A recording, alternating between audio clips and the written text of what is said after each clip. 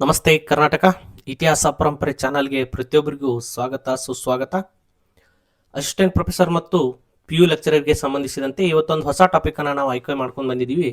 ಅದು ಯಾವುದಂದ್ರೆ ದೆಹಲಿಯನ್ನ city of 7 sisters ಅಂದರೆ 7 ಸಹೋದರಿಯರ ನಗರ ಅಂತ ಹೇಳಿ ಕರೀತಾರ. ಈ ದೆಹಲಿ ಅದರಲ್ಲೂ ಮಧ್ಯಕಾಲೀನ ಭಾರತದ ಇತಿಹಾಸದಲ್ಲಿ ಅತ್ಯಂತ ಪ್ರಮುಖವಾದಂತಹ ನಗರ. ಹಲವಾರು ಏಳು ಬೀಳುಗಳನ್ನು ಕಂಡು ದೆಹಲಿಯನ್ನಾಳಿದಂತಹ ಸುಲ್ತಾನರು ಮತ್ತು ಮೊಘಲರ ರಾಜಧಾನಿಯಾಗಿ ಗುರುತಿಸಿಕೊಂಡು ಮತ್ತೆ ಬ್ರಿಟಿಷರ ಕಾಲದಲ್ಲಿ ಪುನಃ ರಾಜಧಾನಿಯಾಗಿ ಬೆಳವಣಿಗೆ ಕಂಡಂತಹ ದೆಹಲಿಯನ್ನ ಇವತ್ತಿನ ಕ್ಲಾಸ್ನಲ್ಲಿ ನಾವು ಚರ್ಚೆ ಮಾಡೋಣ.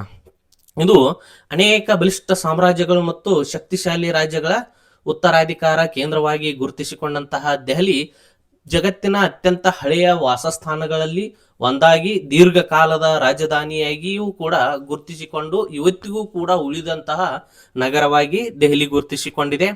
ದೆಹಲಿಯನ್ನ ಅನೇಕ ಬಾರಿ ನಿರ್ಮಿಸಲ್ಪಟ್ಟು ಅದನ್ನ ಧ್ವಂಸಗೊಳಿಸಿ ಮತ್ತೆ ಪುನರ್ ನಿರ್ಮಿಸಲ್ಪಟ್ಟಂತಹ ನಗರವಾಗಿಯೂ ಕೂಡ ಅದನ್ನ ಪರಿಗಣಿಸಲ್ಪಟ್ಟಿದೆ.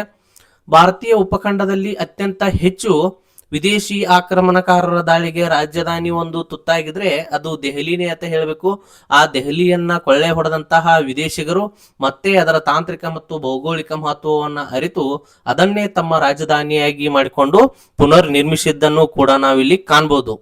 ದೆಹಲಿಯ ಸ್ಪಷ್ಟ ಪರಂಪರೆಯಲ್ಲಿ ಹಿಂದೂ, ಇಸ್ಲಾಮಿಕ್ ಮತ್ತು ಬ್ರಿಟಿಷ್ ಕಾಲದಲ್ಲಿ ಅದರಲ್ಲೂ ಲುಥಿಯನ್ಸ್ ವಿನ್ಯಾಸ ಶೈಲಿಯನ್ನ ಅದರ ಜೊತೆಗೆ ಹಿಂದೂ ಮತ್ತು ಇಸ್ಲಾಮಿಕ್ ವಾಸ್ತುಶೈಲಿಯ ಸಂಯೋಜನೆಯನ್ನು ಕೂಡ ನಾವು ಕಾಣಬಹುದು.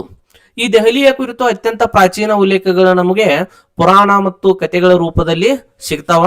ಹಿಂದೂ ಮಹಾಕಾವ್ಯವಾದ ಮಹಾಭಾರತದಲ್ಲಿ ಅದರಲ್ಲೂ ಇದನ್ನ ಏನಂತ ಗುರುತಿಸಿದಾರಂದ್ರ ಇಂದ್ರಪ್ರಸ್ಥ ಅಂತ ಹೇಳಿ ಏನ್ ಮಾಡಿದಾರಂದ್ರ ಗುರುತಿಸಿದಾರ. ಇಂದ್ರಪ್ರಸ್ಥ ಅವತ್ತಿನಲ್ಲಿ ಪಾಂಡವರ ರಾಜಧಾನಿಯಾಗಿತ್ತು.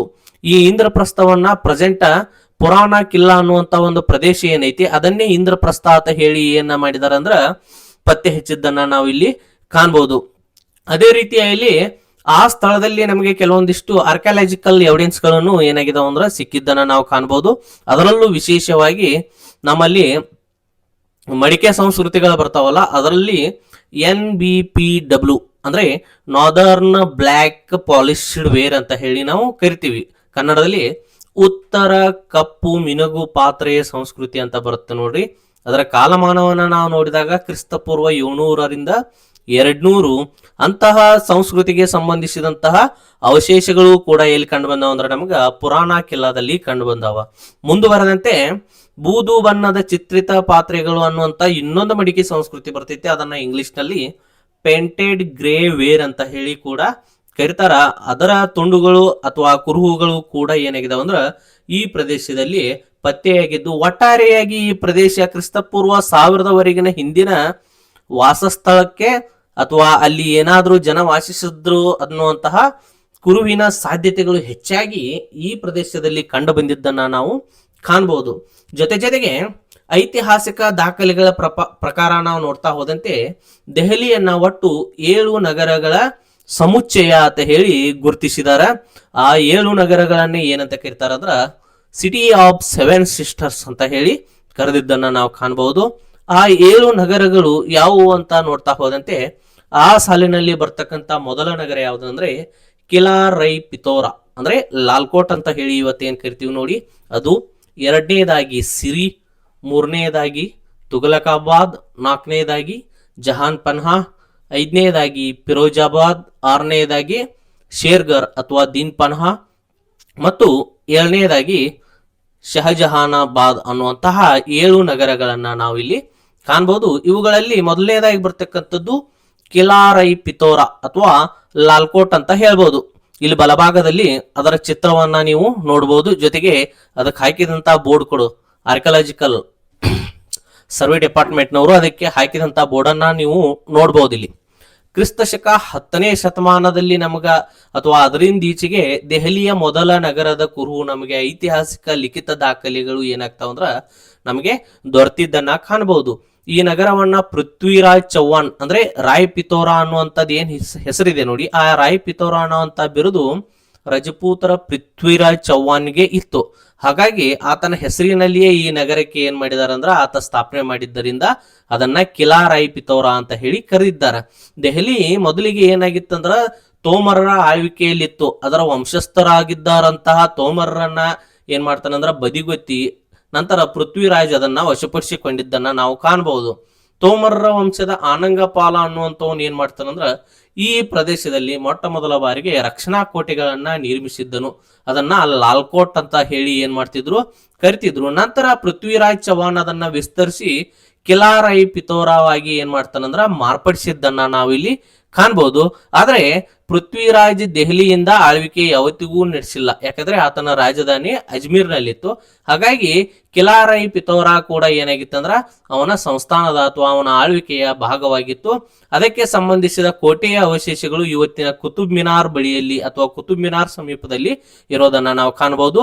ಇಲ್ಲಿ ಬಲಬದಿಯಲ್ಲಿ ಇರ್ತಕ್ಕಂಥ ಚಿತ್ರದಲ್ಲಿ ಆ ಅವಶೇಷಗಳ ಕುರುಹುಗಳನ್ನ ನೀವು ನೋಡಬಹುದು. ಇನ್ನು ಮುಂದುವರೆದು ಎರಡನೇ ನಗರವಾಗಿ ಗುರುತಿಸಿಕೊಂಡದ್ದು ಸಿರಿ. ನೋಡ್ರಿ ಹೆಸರು ಯಾವ ರೀತಿ ಇದೆ, ಸಿರಿ. ಇದು ಖಿಲ್ಜಿ ವಂಶದಲ್ಲಿಯೇ ಪ್ರಸಿದ್ಧ ಆಡಳಿತಗಾರನಾದಂತಹ ಅಲ್ಲಾವುದ್ದೀನ್ ಖಿಲ್ಜಿ ಕಾಲದಲ್ಲಿ ನಿರ್ಮಾಣವಾದಂತಹ ದೆಹಲಿಯ ಎರಡನೇ ನಗರ. ಕ್ರಿಸ್ತಶಕ 14ನೇ ಶತಮಾನದ ಆರಂಭದಲ್ಲಿ ಸ್ಥಾಪಿಸಿದಂತಹ ಕೀರ್ತಿ ಯಾರಿಗೆ ಸಲ್ಲಿಸುತ್ತದೆ ಅಂದ್ರೆ ಅಲ್ಲಾವುದ್ದೀನ್ ಖಿಲ್ಜಿಗೆ ಸಲ್ಲುತ್ತದೆ. ಈ ಸಿರಿ ಅನ್ನುವಂತ ನಗರ ವಿಶೇಷ ಶೈಲಿಯ ವಾಸ್ತುಶಿಲ್ಪವನ್ನ ಹೊಂದೈತಿ. ಅದರಲ್ಲೂ ವಿಶೇಷವಾಗಿ ಎಂತ ಶೈಲಿ ಅಂದ್ರ ಶೆಲ್ಜುಕ್ ಶೈಲಿ ಅಂತ ಹೇಳಿ ನಾವು ಕರಿತೀವಿ. ಈ ಶೆಲ್ಜುಕ್ ಶೈಲಿ ಕಂಡು ಬಂದಿದ್ದು ಮಧ್ಯ ಏಷ್ಯಾದಲ್ಲಿ ಕಂಡು ಬಂದಿತ್ತು. ಆ ಮಧ್ಯ ಏಷ್ಯಾದಲ್ಲಿ ಮಂಗೋಲರ ದಾಳಿ ನಡೆದಂತ ಸಂದರ್ಭದಲ್ಲಿ ಅಲ್ಲಿಂದ ತಪ್ಪಿಸಿಕೊಂಡು ಬಂದಂತಹ ನಿವಾಸಿಗಳು ದೆಹಲಿಯಲ್ಲಿ ಆಶ್ರಯ ಪಡೆದಿದ್ರು. ಆ ದೆಹಲಿಯಲ್ಲಿ ಆಶ್ರಯ ಪಡೆದಂತಹ ಶಿಲ್ಪಿಗಳ ನೆರವಿನಿಂದ ವಾಸ್ತುಶಿಲ್ಪಕ್ಕಾಗಿ ವಿಶೇಷ ಕೊಡುಗೆ ದೊರೆಯುತ್ತೆ. ಆ ವಿಶೇಷ ಕೊಡುಗೆಯನ್ನ ನಾವು ಆ ಬಳಸಿದಂತಹ ಶೈಲಿಯನ್ನ ನಾವು ಶೆಲ್ಜುಕ್ ಶೈಲಿ ಅಂತ ಹೇಳಿ ಕರಿತೀವಿ. ಈ ಶೆಲ್ಜುಕ್ ಶೈಲಿಯನ್ನ ಬಳಸಿದ್ದು ಸಿರಿ ಅನ್ನುವಂತ ನಗರದ ನಿರ್ಮಾಣದಲ್ಲಿ. ಯಾರ ಕಾಲದಲ್ಲಿ? ಅಲ್ಲಾವುದ್ದೀನ್ ಖಿಲ್ಜಿ ಕಾಲದಲ್ಲಿ. ಹಾಗಾಗಿ ಈ ಸಿರಿ ಕೋಟೆಯು ಅಂದಿನ ಕಾಲದಲ್ಲಿ ಅತ್ಯಂತ ಮಹತ್ವದ ನಗರವಾಗಿ ನಿರ್ಮಾಣಗಳಲ್ಲಿ ಪ್ರಸಿದ್ಧಿಯನ್ನ ಪಡೆದಿತ್ತು. ಈ ಸಿರಿ ಕೋಟೆಯ ಅವಶೇಷಗಳು ಇಂದಿಗೂ ಕೂಡ ನಮಗೆ ಎಲ್ಲಿ ಸಿಗ್ತಾವ ಅಂದ್ರ ಅಲ್ಲಿನ ದಪ್ಪ ಕಲ್ಲಿನ ಗೋಡೆಗಳ ರೂಪದಲ್ಲಿ ಹೌಜ್ ಖಾಸ್ ಅನ್ನುವಂತ ಕರೆಯಲ್ಪಡ್ತಕ್ಕಂಥ ಜಲಾಶಯದ ಮೂಲಕ ಏನಾಗ್ತಾವ ಅಂದ್ರ ನಮಗಲ್ಲಿ ಅಕ್ಕಪಕ್ಕದಲ್ಲಿ ಕಾಣದ್ದನ್ನ ನೋಡಬಹುದು. ಇಲ್ಲಿಯ ಪಕ್ಕದಲ್ಲಿ ಏನ್ ಮಾಡಿದಾನಂದ್ರ ಆ ಸಿರಿ ನಗರಕ್ಕೆ ಸಂಬಂಧಿಸಿದಂತ ಕಟ್ಟಡಗಳ ಚಿತ್ರವನ್ನ ಇಲ್ಲಿ ಪಕ್ಕದಲ್ಲಿ ಕೊಟ್ಟಿದ್ದೀನಿ, ಅದನ್ನು ಕೂಡ ನೀವು ನೋಡಬಹುದು. ಇನ್ನು ಮುಂದುವರೆದು ಮೂರನೇ ನಗರ ಯಾವ್ದಂದ್ರ ತುಘಲಕಾಬಾದ್ ಅಂತ ಹೇಳಿ ಕರಿತೀವಿ. ಇದು ಮೂರನೇ ನಗರ. ಇದನ್ನ ತುಘಲಕ್ ವಂಶದ ಸ್ಥಾಪಕನಾದಂತಹ ಗಿಯಾಸುದ್ದೀನ್ ತುಘಲಕ್ ಕ್ರಿಸ್ತಶಕ 14ನೇ ಶತಮಾನದ 2ನೇ ದಶಕದಲ್ಲಿ ಭವ್ಯವಾಗಿ ಮತ್ತು ಅಷ್ಟೇ ಭೀತಿಕರವಾದಂತಹ ರೂಪದಲ್ಲಿ ಏನ್ ಮಾಡ್ತಾನಂದ್ರ ತುಘಲಕಾಬಾದ್ ನಗರವನ್ನ ಸ್ಥಾಪಿಸಿದ್ದನ್ನ ನಾವು ಕಾಣಬಹುದು. ಇಲ್ಲಿ ಅವರು ಒಂದು ವಿಶಿಷ್ಟವಾದ ಬಲಿಷ್ಠ ಕೋಟೆಯನ್ನ ನಿರ್ಮಿಸಿದಾರ. ಅದರ ಅವಶೇಷಗಳು ಇಂದಿಗೂ ಕೂಡ ಉಳಿದಿದಾವ. ಅದನ್ನ ಪ್ರವಾಸಿಗರು ಕೂಡ ಏನ್ ಮಾಡಿದಾರೆ ಅಂದ್ರೆ ಮೆಚ್ಕೊಂಡಿದ್ದನ್ನ ಕಾಣಬಹುದು. ಪಕ್ಕದಲ್ಲಿ ತೋರಿಸಿದೆ ನೋಡ್ರಿ, ಬಲಬದಿಯಲ್ಲಿ ಕಾಣ್ತದಲ್ಲ, ಇದೇ ತುಘಲಕಾಬಾದ್ ಕೋಟೆ ನೋಡ್ರಿ. ಜೊತೆಗೆ ಇನ್ನು ಮುಂದುವರೆದು 4ನೇ ನಗರವಾಗಿ ಗುರುತಿಸಿಕೊಂಡಂತದ್ದು ಯಾವ್ದಂದ್ರ ಜಹಾನ್ ಪನ್ಹಾ. ಈ ಜಹಾನ್ ಪನ್ಹಾ ಅನ್ನುವಂಥದ್ದು ಗಿಯಾಸುದ್ದೀನ್ ತುಘಲಕ್ನ ಮಗನಾದಂತಹ ಆತನ ಪುತ್ರ ಮೊಹಮ್ಮದ್ ಬಿನ್ ತುಘಲಕ್. ಆತನ ಹೆಸರು ಏನಿತ್ಲಾ ಅದೇ ಹೆಸರಿನ ಮೇಲೆ ಆತನ ಮೊದಲ ಹೆಸರಾದಂತಹ ಜಹಾನ್ ಖಾನ್ ಅನ್ನುವಂತ ಏನ್ ಹೆಸರಿತ್ತಲ್ಲ ಅದೇ ಹೆಸರಿನ ಮೇಲೆ ಕ್ರಿಸ್ತಶಕ 14ನೇ ಶತಮಾನದ ಮೊದಲಾರ್ಧದಲ್ಲಿ ಜಹಾನ್ ಪನ್ಹಾ ಅನ್ನುವಂತ ನಗರವನ್ನ ನಿರ್ಮಾಣ ಮಾಡ್ತಾನೆ. ಯಾರ? ಮೊಹಮ್ಮದ್ ಬಿನ್ ತುಘಲಕ್. ಈತ ದೂರದೃಷ್ಟಿಯುಳ್ಳ ವ್ಯಕ್ತಿಯಾಗಿದ್ದರೂ ಕೂಡ ಅವನ ಕೈಗೊಂಡ ನಿರ್ಧಾರಗಳಲ್ಲಿ ಎಲ್ಲವೂ ಕೂಡ ಏನಾಗ್ಲಿಲ್ಲ ಅಂದ್ರ ಯಶಸ್ವಿ ಆಗ್ಲಿಲ್ಲ. ಆದರೂ ಕೂಡ ಜಹಾನ್ ಪನ್ಹಾ ನಗರವು ಕಿಲಾ ರಾಯ್ ಪಿತೋರಾ ಮತ್ತು ಸಿರಿ ನಗರಗಳ ನಡುವೆ ಗೋಡೆಯಿಂದ ಸುತ್ತುವರಿದಂತಹ ಪ್ರದೇಶದಲ್ಲಿ ಇಂದಿಗೂ ಕೂಡ ಏನಾಗೈತೆ ಅಂದ್ರ ಉಳಿದಿರೋದನ್ನ ನಾವು ಕಾಣಬಹುದು. ಇದನ್ನ ದೆಹಲಿಯ 4ನೇ ನಗರ ಅಂತ ಹೇಳಿ ಕರೀತಾರೆ. ಜಹಾನ್ ಪನ್ಹಾ ಸ್ಥಾಪಕ ಯಾರು? ಮೊಹಮ್ಮದ್ ಬಿನ್ ತುಘಲಕ್. 3ನೇ ನಗರ ಯಾವುದು? ತುಘಲಕಾಬಾದ್. ಅದರ ಸ್ಥಾಪಕ ಯಾರು? ಗಿಯಾಸುದ್ದೀನ್ ತುಘಲಕ್. 2ನೇ ನಗರ ಯಾವುದು? ಸಿರಿ. ಅದರ ಸ್ಥಾಪಕ ಯಾರು? ಅಲ್ಲಾವುದ್ದೀನ್ ಖಿಲ್ಜಿ. 1ನೇ ನಗರ ಯಾವುದು? ಕಿಲಾ ರಾಯ್ ಪಿತೋರಾ. ಅದರ ಸ್ಥಾಪಕ ಯಾರು? ಪೃಥ್ವಿರಾಜ್ ಚೌಹಾಣ್. ಇನ್ನು 5ನೇ ನಗರ ಬರ್ತಕ್ಕಂಥದ್ದು ಯಾವ್ದಂದ್ರ ಫಿರೋಜಾಬಾದ್. ಫಿರೋಜಾಬಾದ್ ಅನ್ನುವಂಥದ್ದು 5ನೇ ನಗರ. ಇದನ್ನ ವಿಶೇಷವಾಗಿ ಫಿರೋಜ್ ಶಾ ಕೋಟ್ಲಾ ಅಂತನೂ ಕೂಡ ಕರೀತಾರ.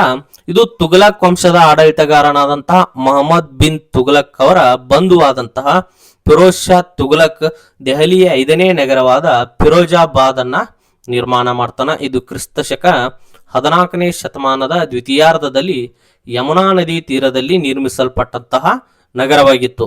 ಇದು ಎತ್ತರದ ಗೋಡೆಗಳಿಂದ ಸುತ್ತುವರಿದ ಪ್ರದೇಶವಾಗಿದ್ದು ಅರಮನೆಗಳು, ಸ್ತಂಭಿತ ಸಭಾಂಗಣಗಳು, ಮಸೀದುಗಳು, ಪಾರಿವಾಳ ಗೋಪುರ, ಜಲಾಶಯ ಇವೆಲ್ಲವನ್ನ ಒಳಗೊಂಡಂತಹ ಸುಸಜ್ಜಿತ ನಗರವಾಗಿ ಗುರುತಿಸಿತ್ತು. ಈ ಅರಮನೆಯ ಮೇಲ್ಭಾಗದಲ್ಲಿ ಫಿರೋಜ್ ಶಾ ಕೋಟ್ಲಾ ಅರಮನೆ ಇತ್ತು, ಅದರ ಮೇಲ್ಭಾಗದಲ್ಲಿ ಅಶೋಕನ ಅಲಹಾಬಾದ್ ಸ್ತಂಭ ಶಾಸನ ಏನಿತ್ತು ನೋಡಿ ಅದನ್ನ ಸ್ಥಾಪಿಸಿದ್ದನ್ನ ನಾವು ಕಾಣಬಹುದು. ಅಲಹಾಬಾದ್ ಸ್ತಂಭ ಶಾಸನ ಅಲ್ಲ, ಅಶೋಕನ ಶಾಸನವನ್ನ ಸ್ಥಾಪಿಸಿದ್ದನ್ನ ನಾವು ಕಾಣಬಹುದು. ಜೊತೆಗೆ ಫಿರೋಜ್ ಶಾ ಕುತುಬ್ ಮಿನಾರ್ ಮತ್ತು ಸುಲ್ತಾನ್ಗರಿ ಸಮಾಧಿ ಮತ್ತು ಹೌಜ್ ಖಾಸ್ ನಂತಹ ಪ್ರಮುಖ ಕಟ್ಟಡಗಳನ್ನ ಪುನರ್ ನಿರ್ಮಾಣ ಕಾರ್ಯವನ್ನ ಕೈಗೊಂಡಿದ್ದನ್ನ ನಾವು ಇಲ್ಲಿ ಕಾಣಬಹುದು. ಉತ್ತರ ದೆಹಲಿ ಪರ್ವತ ಶ್ರೇಣಿಯಲ್ಲಿ ಒಂದು ಬಾವಿ ಹಾಗೂ ಅಲ್ಲೇ ಒಂದು ಬೇಟೆ ಧಾಮವನ್ನು ಕೂಡ ಏನಾತ ನಿರ್ಮಿಸಿದ್ದನ್ನ ಕಾಣಬಹುದು. ಇಷ್ಟೆಲ್ಲ ವ್ಯಾಪ್ತಿಯನ್ನ ಹೊಂದಿರತಕ್ಕಂತಹ ನಗರವನ್ನ ಫಿರೋಜಾಬಾದ್ ಅಂತ ಹೇಳ್ಕೈತಾರೋ. ಇದು ದೆಹಲಿಯ 5ನೇ ನಗರವಾಗಿ ಗುರುತಿಸ್ಕೊಳ್ತೈತಿ. ಇನ್ನು ನೆಕ್ಸ್ಟ್ ಬರ್ತಕ್ಕಂಥದ್ದು ಶೇರ್ಗರ್. ಇದನ್ನ ಪ್ರಸ್ತುತ ಪುರಾಣ ಕಿಲ್ಲಾ ಅಂತ ಹೇಳಿ ಕರೀತಾರೋ. ಈ ಪುರಾಣ ಕಿಲ್ಲಾ ಅನ್ನುವಂಥದ್ದು ಶೇರ್ ಶಾ ಸೂರಿಯಿಂದ ನಿರ್ಮಿಸಲ್ಪಟ್ಟಂತಹ ನಗರವಾಗಿತ್ತು. ಪಕ್ಕದಲ್ಲಿ ಕಟ್ಟಡದ ಚಿತ್ರಗಳು ಕಾಣಬಹುದು ನೀವು. ಅವನು ಕ್ರಿಸ್ತ ಶಕ 1540ರಲ್ಲಿ ಹುಮಾಯೂನ್ನಿಂದ ದೆಹಲಿಯನ್ನ ವಶಪಡಿಸಿಕೊಂಡಾಗ ಇದನ್ನ ನಿರ್ಮಿಸಿದನು. ಹುಮಾಯೂನ್ ಮೂಲತಃ ಈ ನಗರವನ್ನ ದಿನ್ ಪನ್ಹಾ ಎಂಬ ಹೆಸರಿನಿಂದ ನಿರ್ಮಿಸಿದ್ದನು. ಇಲ್ಲಿಯೇ ಆತಂದೊಂದು ಮುಂದುವರೆದ ದಿನ್ ಪನ್ಹಾ ಎಂಬ ಹೆಸರಿನಿಂದ ನಿರ್ಮಿಸಿದ್ದನು. ನಂತರ ಶೇರ್ ಶಾ ಇದನ್ನ ಪುನರ್ ನಿರ್ಮಿಸಿ ಶೇರ್ಗರ್ ಅಥವಾ ದಿಲ್ಲಿ ಶೇರ್ ಶಾಹಿ ಅಂತ ಹೇಳಿ ಏನ್ ಮಾಡ್ತಾನ, ಮರುನಾಮಕ ಮಾಡ್ತಾನ. ಮತ್ತೆ ಇದನ್ನ ಏನ್ ಮಾಡ್ತಾನ ಅಂದ್ರೆ ಹುಮಾಯೂನ್ ಏನ್ ಮಾಡ್ತಾನ, ವಶಪಡಿಸಿಕೊಳ್ತಾನ. ಹಾಗಾಗಿ ಹುಮಾಯೂನ್ ವಶಪಡಿಸಿಕೊಂಡ ಮೇಲೆ ಅಲ್ಲಿಯೇ ಏನಿತ್ತು, ಶೇರ್ ಶಾ ನಿರ್ಮಾಣ ಮಾಡಿದಂತಹ ಒಂದು ಖಗೋಳ ವಿಜ್ಞಾನಾಲಯ ಇತ್ತು, ಅಲ್ಲಿಯ ಲೈಬ್ರರಿ ಕೂಡ ಇತ್ತು. ಅದರ ಹೆಸರು ಶೇರ್ ಮಂಡಲ್ ಅಂತ ಹೇಳಿ. ಅದೇ ಶೇರ್ ಮಂಡಲದಲ್ಲಿ ಏನ್ ಮಾಡ್ತಿರ್ತಾನಂದ್ರ ಆತ ಸ್ಟಡಿ ಮಾಡಿ ಬರುವಾಗ ದಿನ್ ಪನಾದ ಶೇರ್ ಮಂಡಲ್ ನಲ್ಲಿರ್ತಕ್ಕಂತಹ ಒಂದು ಗ್ರಂಥಾಲಯದ ಮೆಟ್ಟಿಲಿನಿಂದ ಬಿದ್ದು ಹುಮಾಯೂನ್ ನಿಧನನಾದದ್ದನ್ನ ಕಾಣ್ತೀವಿ. ಇದು ಕೂಡ ಏನಾಗಿತ್ತಂದ್ರ ದೆಹಲಿಯ 6ನೇ ನಗರವಾಗಿ ಗುರುತಿಸಿಕೊಂಡಿತ್ತು. ಯಾವುದು? ಶೇರ್ಗರ್. ಅದನ್ನ ಹುಮಾಯೂನ್ ಕಾಲದಲ್ಲಿ ದಿನ್ ಪನ್ನಾ ಅಂತ ಕರಿತಿದ್ರು, ಶೇರ್ ಶಾ ಸೂರಿ ಕಾಲದಲ್ಲಿ ಶೇರ್ಗರ್ ಮತ್ತು ದಿಲ್ಲಿ ಶೇರ್ ಶಾಹಿ ಅಂತ ಹೇಳಿ ಕರಿತಿದ್ರು. ಇನ್ನು ಕೊನೆಯದಾಗಿರ್ತಕ್ಕಂಥ ಕಟ್ಟಡ 7ನೇ ನಗರ ಯಾವುದಂದ್ರ ಶಹಜಹಾನಾಬಾದ್. ಇದನ್ನ ಮೊಘಲ್ ಸಾಮ್ರಾಟ ಶಹಜಹಾನ್ ಫತೇಪುರ್ ಸಿಕ್ರಿಯಿಂದ ರಾಜಧಾನಿಯನ್ನ ಮತ್ತೆ ದೆಹಲಿಗೆ ಸ್ಥಳಾಂತರಿಸಿದ ಸಂದರ್ಭದಲ್ಲಿ ಒಂದು ಕೋಟೆ ಮತ್ತು ಒಂದು ಹೊಸ ನಗರವನ್ನ ನಿರ್ಮಾಣ ಮಾಡ್ತಾನ. ಅದಕ್ಕೆ ಶಹಜಹಾನಾಬಾದ್ ಅಂತ ಹೇಳಿ ಆತ ಹೆಸರಿಟ್ಟಿದ್ದನ್ನ ನಾವಿಲ್ಲಿ ಕಾಣಬಹುದು. ಈ ಹೊಸ ನಗರವನ್ನ ಕ್ರಿಸ್ತ ಶಕ 1642ರಲ್ಲಿ ನವರೋಜ್ ಹಬ್ಬದಂದು ಉದ್ಘಾಟಿಸಲಾಗುತ್ತದೆ. ನವರೋಜ್ ಹಬ್ಬ ನೀವು ಕೇಳಿರ್ಬೋದು. ನವರೋಜ್ ಹಬ್ಬ ಅನ್ನುವಂಥದ್ದು ಪರ್ಷಿಯನ್ನರಲ್ಲಿ ಆಳ್ವಿಕೆಯಲ್ಲಿತ್ತು ಅಥವಾ ಪರ್ಷಿಯನ್ನರ ಒಂದು ಹಬ್ಬವಾಗಿತ್ತು. ಇರಾನಿಯನ್ನರು ಇದನ್ನ ಆಚರಣೆ ಮಾಡ್ತಿದ್ರು. ಇರಾನಿಯನ್ನರು ಮತ್ತು ಪರ್ಷಿಯನ್ನರು ಇಬ್ರು ಒಂದೇ, ಅವರು ಆಚರಣೆ ಮಾಡ್ತಿದ್ರು. ಅದು ಅವರ ಹೊಸ ವರ್ಷದ ದಿನ ಆಗಿತ್ತು. ಹಾಗಾಗಿ ಅದನ್ನ ಪ್ರತಿ ವರ್ಷ ಮಾರ್ಚ್ 21ರಂದು ನವರೋಜ್ ಉತ್ಸವವನ್ನ ಆಚರಣೆ ಮಾಡ್ತಿದ್ರು. ಇದನ್ನ ಮೊದಲ ಬಾರಿಗೆ ಭಾರತದಲ್ಲಿ ಪರಿಚಯಿಸಿದವನು ಬಲ್ಬನ್. ಅದನ್ನ ಕಡ್ಡಾಯವಾಗಿ ಪ್ರತಿ ವರ್ಷ ಆಚರಿಸಲು ಪ್ರಾರಂಭಿಸಿದವನು ಮೊಘಲ್ ಸಾಮ್ರಾಟ ಅಕ್ಬರ್. ಇದನ್ನ ಪ್ರತಿ ವರ್ಷ ಏನ್ ಮಾಡ್ತಿದ್ರು ಅಂದ್ರ ಅಕ್ಬರ್ ಮೀನಾ ಬಜಾರ್ ಅನ್ನುವಂಥದ್ದಿತ್ತು, ದೆಹಲಿಯ ಮೀನಾ ಬಜಾರ್. ಆ ಮೀನಾ ಬಜಾರದಲ್ಲಿ ಈತ ನವರೋಜ್ ಉತ್ಸವವನ್ನ ವಿಜೃಂಭಣೆಯಿಂದ ಏನ್ ಮಾಡ್ತಿದ್ದಂದ್ರ ಆಚರಣೆ ಮಾಡ್ತಿದ್ದ. ಆ ಸಂದರ್ಭದಲ್ಲಿ ಆ ಮೀನಾ ಬಜಾರ್ನಲ್ಲಿ ಆತ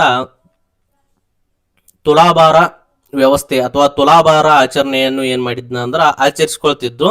ಹಾಗಾಗಿ ಮೀನಾ ಬಜಾರ್ ಅಂದಿನ ಕಾಲದಲ್ಲಿ ನವರೋಜ್ ಉತ್ಸವಕ್ಕೆ ಪ್ರಸಿದ್ಧವಾಗಿತ್ತು. ಆ ಸಂದರ್ಭದಲ್ಲಿ ಆಸ್ಥಾನದ ಮಹಿಳೆಯರು ಕೂಡ ಎಲ್ಲ ಭಾಗವಹಿಸ್ತಿದ್ರು. ವಿಶೇಷವಾಗಿ ದೆಹಲಿಯ ಮುಖ್ಯವಾಗಿ ಗುರುತಿಸಿಕೊಂಡಂತಹ ಪ್ರಧಾನ ಕುಟುಂಬಗಳು ಕೂಡ ಭಾಗವಹಿಸ್ತಿದ್ವು. ಅವರು ಸುಲ್ತಾನರನ್ನ ಮೆಚ್ಚಿಸಲು ಅಪಾರವಾದ ಸಂಪತ್ತು ಮತ್ತು ವಿಶೇಷವಾದಂತಹ ಲೋಹಗಳಿಂದ ಆತನನ್ನ ತುಲಾಭಾರದ ಮುಖಾಂತರ ಆತನ ತೂಕವನ್ನ ಅಳೆದು ಆತನ ಮೆಚ್ಚುಗೆಗೆ ಪಾತ್ರರಾಗಿದ್ದನ್ನ ನಾವು ಕಾಣಬಹುದು. ಶಹಜಹಾನಾಬಾದ್ ಪ್ರದೇಶವು ಇಂದಿನ ಹಳೆಯ ದೆಹಲಿ, ಓಲ್ಡ್ ಡೆಲ್ಲಿ ಅಂತ ಹೇಳಿ ಏನ್ ಕರೀತಾರ ನೋಡ್ರಿ, ಆ ಏರಿಯಾನ ಶಹಜಹಾನಾಬಾದ್ ಅಂತ ಹೇಳಿ ಕರೀತಾರ. ಇಲ್ಲಿ ಕೆಂಪು ಕೋಟೆ, ಜಾಮಾ ಮಸೀದ್ ಮೊದಲಾದ ಅದ್ಭುತ ಸ್ಮಾರಕಗಳು ಕೂಡ ಈ ಶಹಜಹಾನಾಬಾದ್ ಕಟ್ಟಡದ ಅಥವಾ ನಗರದ ಸಮುಚ್ಚಯದಲ್ಲಿ ಇದ್ದದ್ದನ್ನು ನಾವು ಕಾಣಬಹುದು. ಒಟ್ಟಾರೆಯಾಗಿ ದೆಹಲಿ ಏನಾಗಿತ್ತಂದ್ರೆ ತೋಮರರಿಂದ ಹಿಡಿದು ಮೊಘಲರ ಅವಧಿವರೆಗೂ ಮುಂದುವರಿದು ಬ್ರಿಟಿಷರ ಆಳ್ವಿಕೆಯ ಸಂದರ್ಭದಲ್ಲಿ ಏನಾಗ್ತಿತ್ತಂದ್ರೆ ಅನೇಕ ಪರಿವರ್ತನೆಗಳನ್ನ ಅನುಭವಿಸಿದ್ದನ್ನ ನಾವಿಲ್ಲಿ ಕಾಣಬಹುದು. ಬ್ರಿಟಿಷರ ಉತ್ತಮ ಯೋಜಿತ ಆಡಳಿತ ರಾಜಧಾನಿಯ ಆಗಿ ಅದರ ನಿರ್ಮಾಣದಲ್ಲಿ ಎಡ್ವಿನ್ ಲೂಥಿಯನ್ಸ್ ಮತ್ತು ಎಡ್ವರ್ಡ್ ಬೇಕರ್ ಅವರ ಕೊಡುಗೆಗಳನ್ನು ಕೂಡ ಇಲ್ಲಿ ವಿಶೇಷವಾಗಿ ಉಲ್ಲೇಖನೀಯವಾಗಿ ಗಮನಿಸಬೇಕಾಗಿರುತ್ತದೆ. ಓಕೆ, ಇಲ್ಲಿಗೆ ದೆಹಲಿ ಅನ್ನುವಂತಹ ಒಂದು ವಿಶೇಷ ಕ್ಲಾಸನ್ನು ಕಂಪ್ಲೀಟ್ ಮಾಡೋಣ. ಇನ್ನು ಯಾರು ಸಬ್ಸ್ಕ್ರೈಬ್ ಮಾಡಿಲ್ಲ ಮತ್ತು ಶೇರ್ ಮಾಡಿಲ್ಲ ಅವರು ಸಬ್ಸ್ಕ್ರೈಬ್ ಮಾಡಿ, ಶೇರ್ ಮಾಡಿ ಮತ್ತು ನಡೀತಕ್ಕಂಥ ಮಾರ್ಚ್ 1ರಿಂದ ನಡೀತಕ್ಕಂಥ ವಿಶೇಷ ಕ್ಲಾಸ್ಗಳಿಗೆ ನೀವು ನೋಂದಾಯಿಸಿಕೊಳ್ಳಿ ಅಂತ ಹೇಳ್ತಾ ಇವತ್ತಿನ ಕ್ಲಾಸನ್ನು ಕಂಪ್ಲೀಟ್ ಮಾಡ್ತಿದ್ದೀವಿ.